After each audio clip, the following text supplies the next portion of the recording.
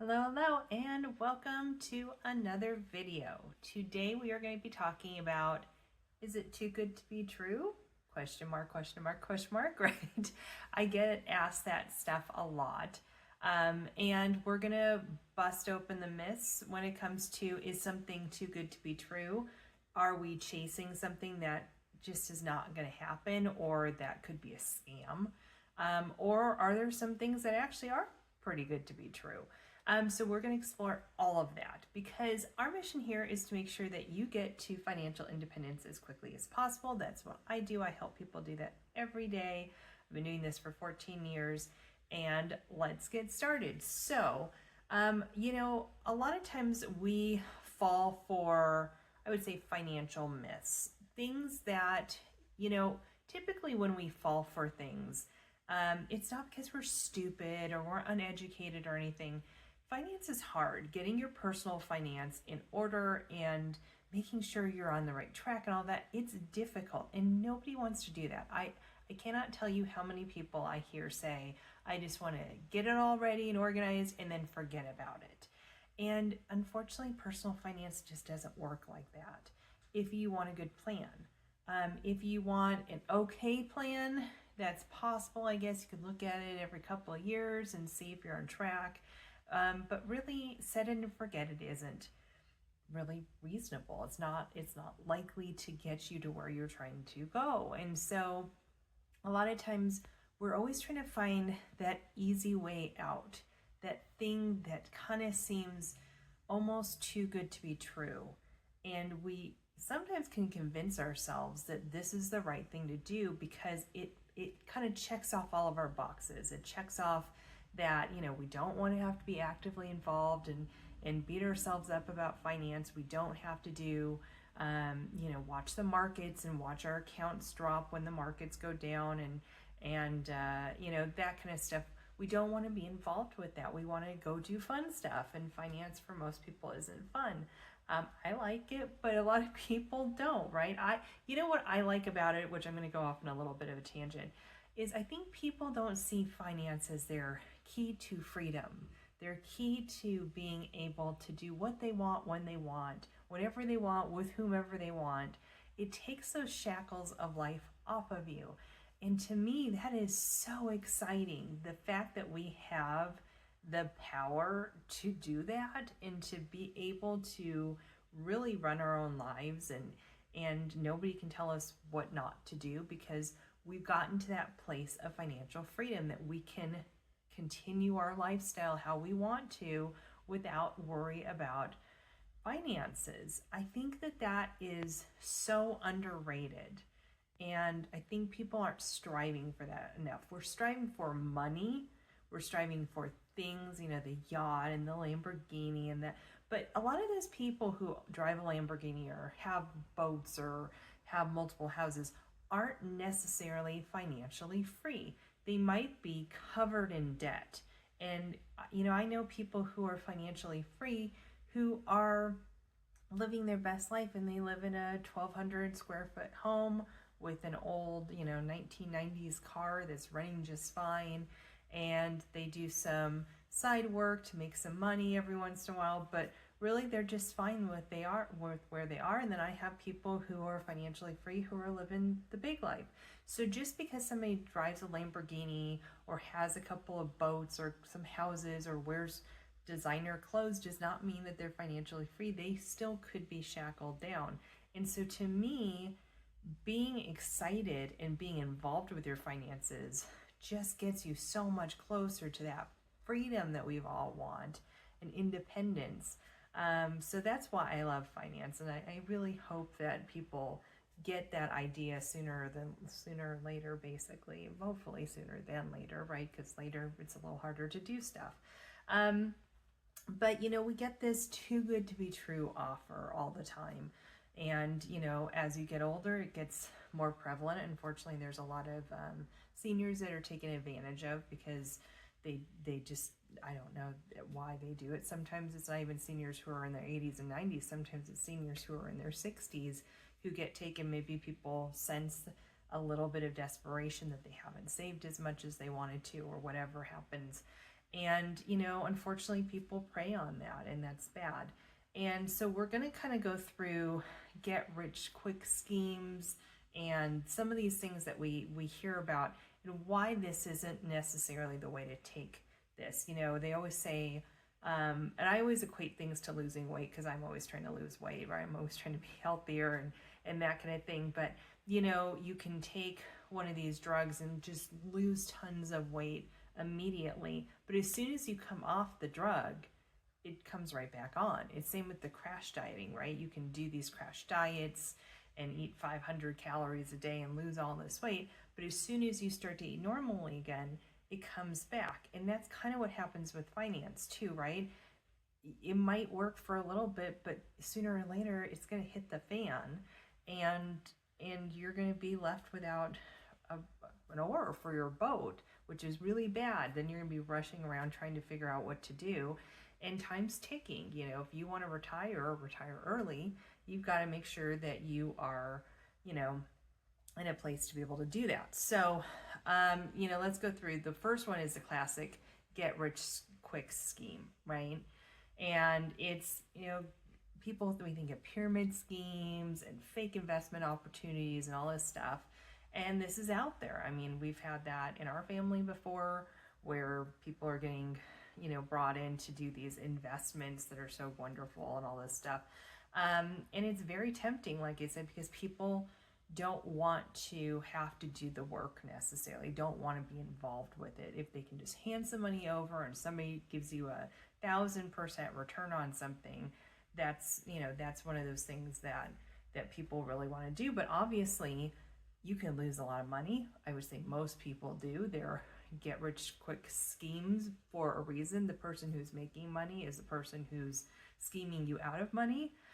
So, we tend to get a little sloppy, especially if we're going through a rough time or we're just tired with work. Burnout can be a big part of that. Just make sure you really dot your I's, cross your T's, and understand what you're getting into. The traditional investments are traditional investments for a reason, like, real estate and investing in stocks and bonds and that kind of stuff is pretty traditional for a reason. There are tons of security around things. I don't ever hold people's money. It's Fidelity or Schwab or, one of those big corporations hold the money. They're the custodians, so I can't touch your money. There's no way for me to access it without your approval on things. Those are all there for a reason. And these get rich quick things often don't have big companies that have some financial stakes to lose attached to them, and there's a reason for that, right? So do you always have to be with the big companies? No, but they do provide somewhat of a security to things. And don't just take the word of the person who's giving you this idea. Call Fidelity or whoever they say is attached and find out more information from the actual company. That's always a good way to make sure. Another thing is the debt-free miracle. I hear this a lot. People want to get out of debt, especially student loans. They want to pay their houses off really quickly. They want to do all this stuff. And this debt-free miracle of like, this is how you pay debt off really easily. You do this, you move money here, and it's done. And a lot of times people say, well, if I just paid off my 401k, then it's done and it's taken care of. And yes, you could take a loan from your 401k, pay yourself back over time, and it seems like it takes care of the solution. I would say that this is kind of a get rich quick idea as well. It's not get rich quick, right? You're paying off debt, but I don't know if you're learning your lesson. And that sounds really harsh, but that's the true reality of it. Yes, you've taken out the loan, you've taken out the credit card debt, especially when it comes to credit card debt. I'm not necessarily talking about student loans and mortgages. Those are a little bit different debt. But I'm talking about credit card debt mostly.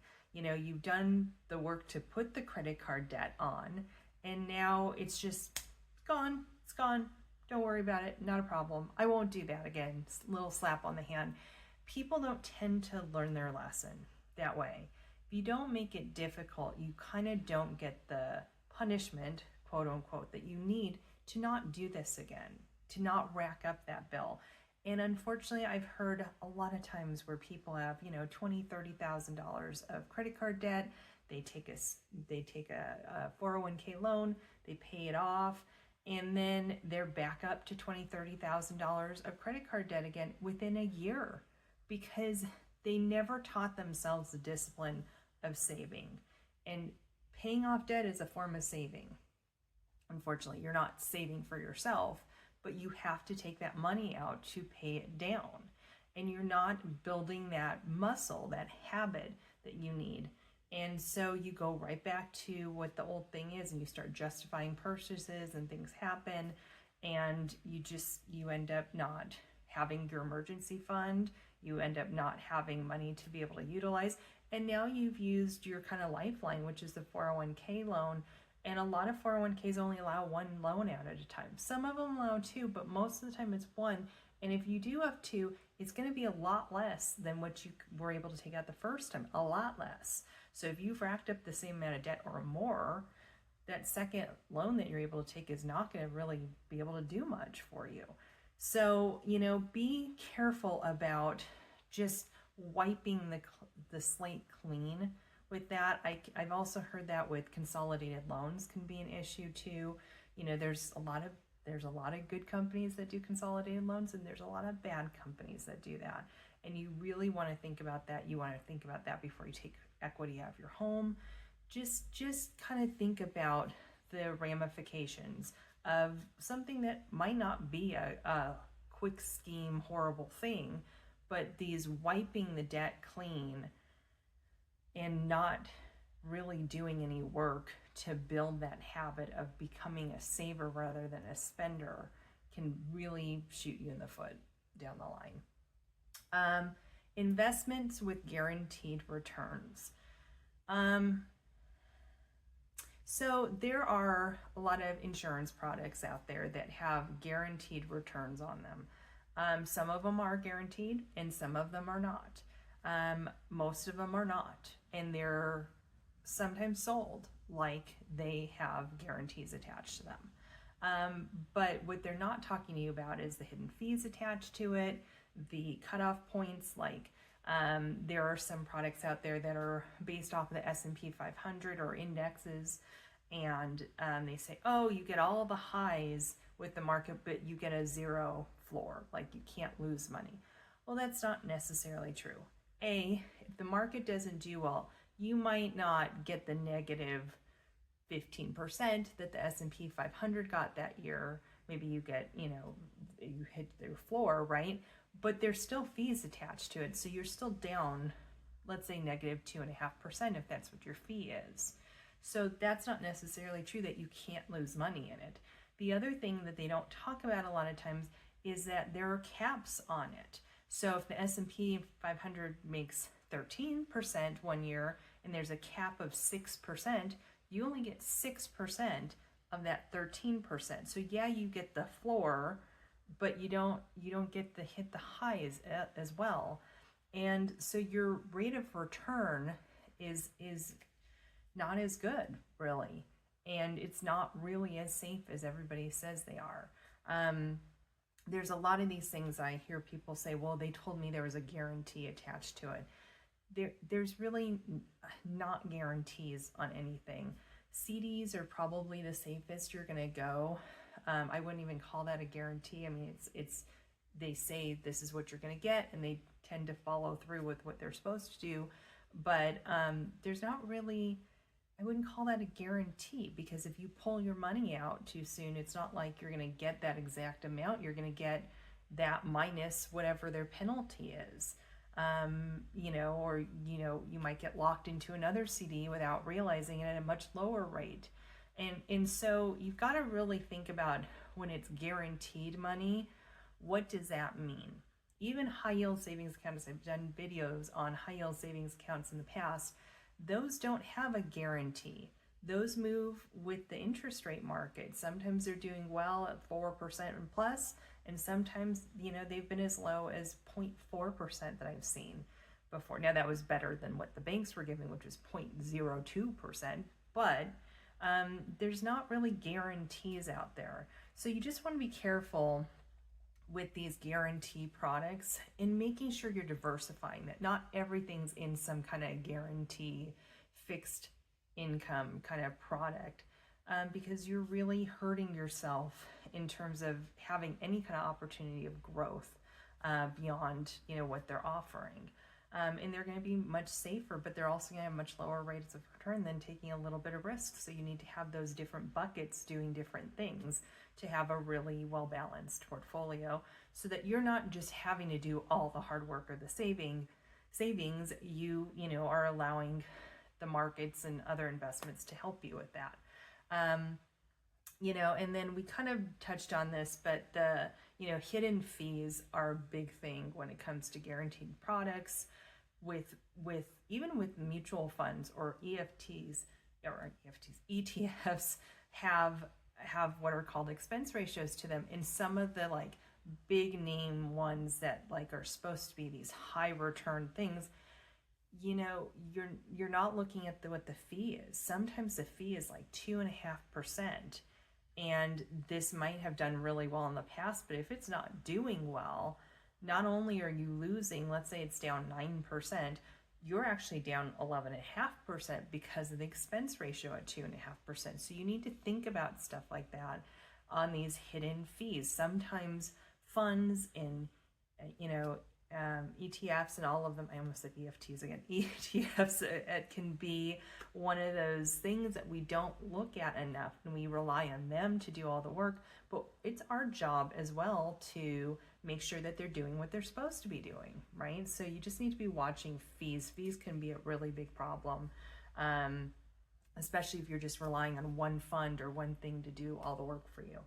And then I would say the last thing are the magic budgeting apps or tools that are out there, and they say, oh, I'm gonna use this app and I'm gonna get on track. This will make my life easy. And I'm not a huge traditional budget person. I'm not one that says you have to make an Excel spreadsheet and watch it every month, because I don't think people do it, to be honest. I mean, if people did it, it would be one thing, but they put in all this work and then they don't look at it ever again, so that's not that great. But these tools that are out there, they look so great on paper, but are they really telling you the right story? Sometimes they're not. Sometimes they're not feeding the right information in. Do you even know what you're looking for when you open the app? And is it really helping you curb spending in certain areas? It probably isn't, because we get so caught up on how cool the technology is. And then I ask somebody like, how's that app going that you were using for budgeting? Like 3 months later, and they're like, oh, I haven't looked at it for 2 months. So it's not helpful if you're only looking at it for the first month, right? If you're not tracking your spending or using the resource for what it's supposed to be. And it's so easy to just skip apps on your phone. I mean, I don't know, tons of apps on my phone. I'm like, I don't even use this. I don't even know why this is on here. But we don't use the apps and the resources that are necessarily available to us. And if we do use them, sometimes we use them incorrectly and we get bad information from that. So I think, the bottom line that I was trying to get out with this video, and I hope this was helpful, but the bottom line is there's never a too good to be true scenario.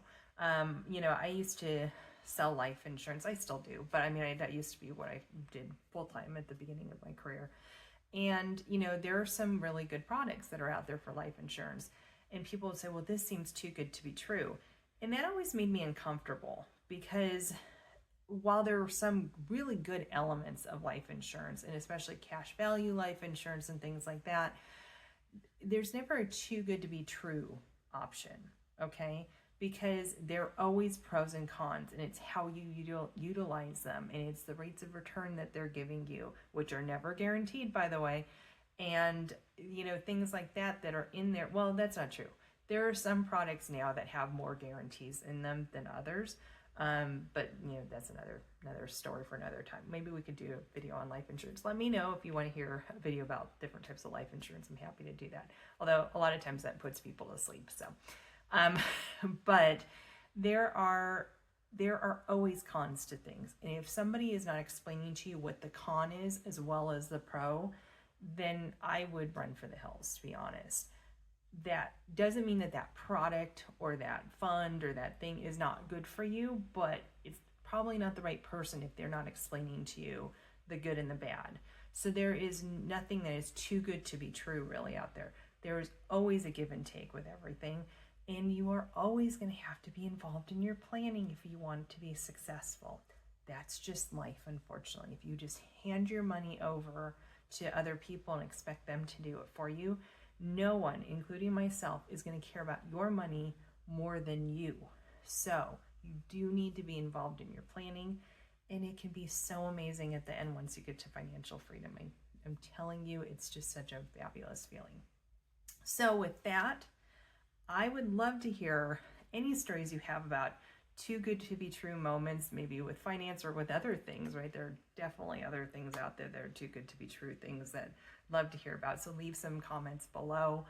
And thank you for watching. Thank you for taking time out of your day to watch this. I hope that you got something out of it. Maybe share this with a family member that might be kind of caught in some of these little too good to be true scams and things that are out there. And you know, essentially the next video is going to be interesting. It's going to be why keeping your money under the mattress isn't always the right thing when it comes to volatile markets. I know that we're afraid when the market goes up and down, but money mattress sometimes is not as great as we think it is. So if that sounds good to you, come back next time for it. And with that, have a wonderful day, and I will see you on the next one. Bye-bye.